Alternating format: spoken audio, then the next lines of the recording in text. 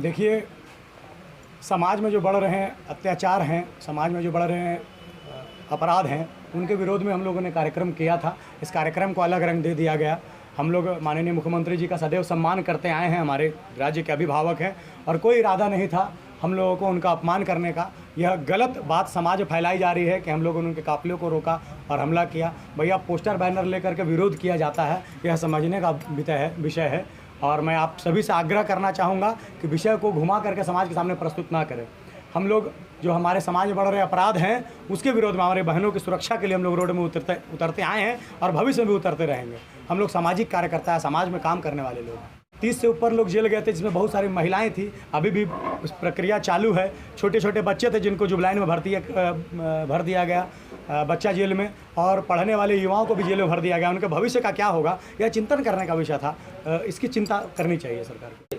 रूपा तिर्की हमारी बहन है, उसके साथ अत्याचार हुआ है। इतने संघर्ष करने के बाद वो उस पद को प्राप्त की थी, और उसके बाद इतनी बड़ी घटना उनके साथ घट जाती है और अभी तक क्लियर नहीं हो पाता है कि वो हत्या था कि आत्महत्या था, कि उनको मानसिक दबाव के कारण उस प्रकार का घटना घटा। अभी तक कुछ क्लियर नहीं हुआ है और कि सीबीआई जांच की मांग चल रही है, आंदोलन हो रहे, विरोध प्रदर्शन हो रहे हैं, अभी तक सीबीआई जांच इसका नहीं हुआ। ये भी बहुत गलत बात है। उनके परिवार से जरूर मिलूंगा और इस विषय पर जो करना चाहें हमारे बहन के समर्थन में मैं जरूर करूँगा। ये देखिए, सरासर गलत बात है, ऐसा कुछ नहीं है। यह राजनीतिक विषय, इसको मत बनाइए। यह सामाजिक विषय है, इसको सामाजिक विषय रहने दीजिए जी। अब जो समाज के पक्ष में और समाज के हित में लड़ता है, उसके समर्थन में अगर लोग बैठते हैं तो उन लोगों का हम सम्मान करते हैं। उनसे हमारा प्रेम है, वो हमें मानते हैं, हम उनको सम्मान करते हैं। इसलिए लोग बैठे थे हमारे समर्थन में। वो जान रहे थे कि मैं देश हित में गया हूँ और समाज को सुरक्षित करने के लिए, समाज को सुदृढ़ करने के लिए, और हम लोग क्रांतिकारी ढंग से इस प्रकार का कार्यक्रम कर रहे थे।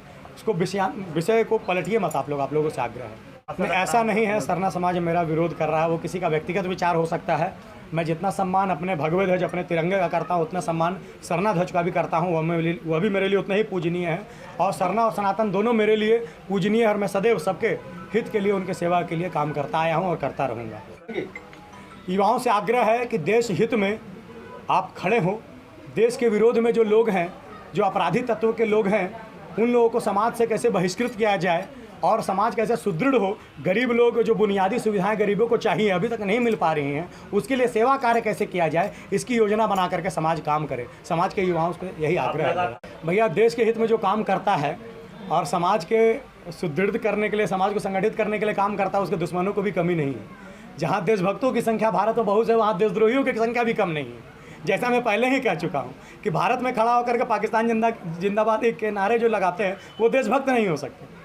और जो तिरंगे का जो सम्मान करते हैं, जो देशभक्त हैं, जो भारत के संविधान का सम्मान करते हैं, उनके लिए मैं सदैव तत्पर हूँ, मैं सदैव खड़ा हूँ जी। एकदम, मैं रूपा तिर्की जी के परिवार से जरूर मिलूंगा। हमारी बहन थी और उसके साथ अत्याचार हुआ है, गलत हुआ है। बहुत संघर्ष करके इस पद पर वो पहुँची थी और अभी तक उनका सीबीआई जाँच नहीं हुआ है। मैं आग्रह करता हूँ, सरकार से मांग करता हूँ कि सीबीआई जाँच हो इसका।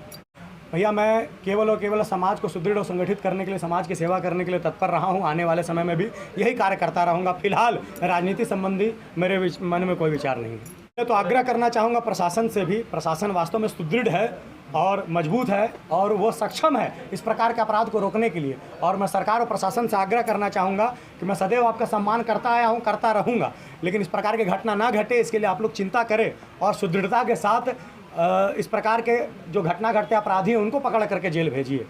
ये मैं आग्रह करना चाहूँगा।